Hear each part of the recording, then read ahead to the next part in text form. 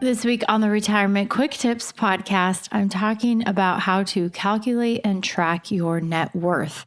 Today, I'm walking you through the asset portion of the net worth worksheet. Now, if you haven't already downloaded your free downloadable, fillable worksheet, pause this right now, go to truenorthra.com/net worth. There you can get your free copy and you can fill it out as I walk you through on today's episode where we talk about the assets and then we'll go through the liabilities section tomorrow. So the personal net worth worksheet, it's 2 pages. Most of it, about 2/3 of it, looks at your assets and then the other third or so looks at your liabilities. So the first section that you'll see in the assets portion of the net worth worksheet is your cash and cash equivalents. So this would be checking accounts, savings accounts, money market, high yield savings accounts, savings bonds. So if you have like US Treasury bonds or I bonds, CDs, certificates of deposit. And then also here is your cash value of your life insurance if you have a whole life policy or something else that has cash value attached to it.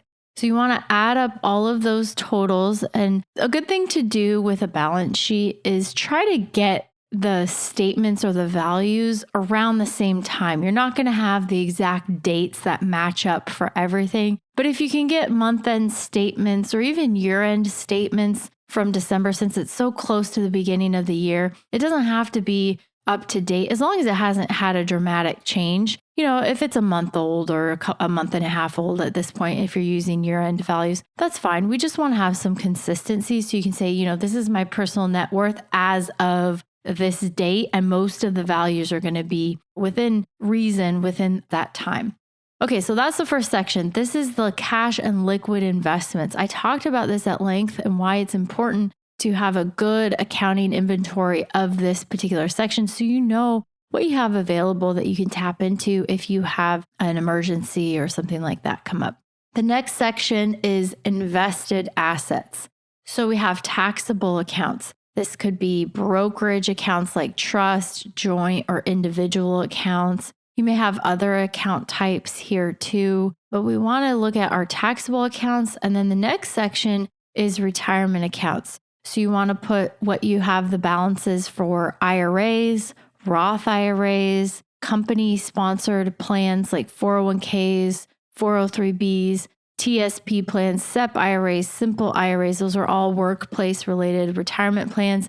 Sometimes there's unique ones like ESOP plans or things like that. There's a spot for you to put others that may not be as traditional or widespread or widely held as some of the more common ones like the 401k. If you have a vested benefit for a pension, or you can put like, if you are eligible for a lump sum, what's that lump sum amount that you would be eligible for? You could put that there. If you have any fixed or variable annuities, those would also go here as well. Now there's different types. Some are an IRA type account, some are in a taxable account, but in general, you want to look at any annuities that you might have. Now, the next section of this is business ownership interests. So this may not apply to as many of you, but real estate is also in here. So this would be rental property or land or anything that's not your primary residence. So if you have other real estate holdings, not including where you live currently, you can add those there. If you have some type of sole proprietorship, a partnership, C Corp, S Corp, what is the value of that ownership interest? Now, these are highly real estate, very illiquid assets, but we want to account for them. And then we want to total all of those up. So those are all the what you would consider invested assets. It's something that's invested in something with the idea to generate income or generate some type of growth. And it's not liquid. Many of those you could turn around and sell it right away like stocks, but some of those things like a business could take years or never sell. Then after the cash and invested assets, we have use assets. These are things that you are using, like your house, you live in a car, things like that. So you want to list the market value of these things, your primary residence. If you have other property that's not tied to some type of business ownership interest. So maybe like a non-income generating property, like a vacation home or something. This is where you would put that. Again, it's something that you're using versus something that might be an investment, like a rental property. You would also list any cars or trucks or boats, RVs, other vehicles like that. Home furnishings, art, antiques, collectibles, jewelry, furs, other valuables. For all the like the furnishings and the art and all the junk you have around your house, basically, including jewelry, it can get a little bit overwhelming, especially if you have a lot of stuff.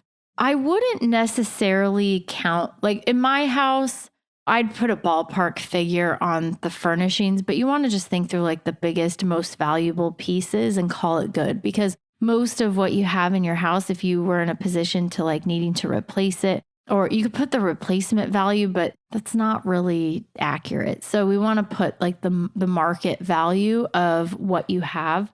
And for most people, it's just not that much. So in my case, I would put a pretty lowball number on home furnishings. I don't have any collectible art pieces, antiques, or collectibles that have any real value other than, maybe a couple pieces of jewelry. I just don't have like a large collection of jewelry or other valuables. So you want to be realistic. I would kind of put this value on the low end so you don't inflate your net worth with things that probably aren't as valuable as you think that they are. Then there's coins. If you have like gold coins, precious metals like silver, other gold. If you have a valuable gun collection, those are all considered other valuables. If you have cryptocurrency, there's a line item for that as well. Okay, that's it. We are done with the assets. So you're going to take your cash, your invested assets, and then your use assets or things that you're using or like physical assets. And you're going to take the total of all those and add those up. That's your assets. Tomorrow, I'm going to go into the liabilities section of the worksheet. But you can see here, if you're going through this, even if you're just listening and not going through the worksheet with me, you can see that it's pretty comprehensive. We want to accurately capture your complete financial picture, and we don't want to miss anything. So, even if you have coins or gold coins, things like that, we want to account for those here in this worksheet.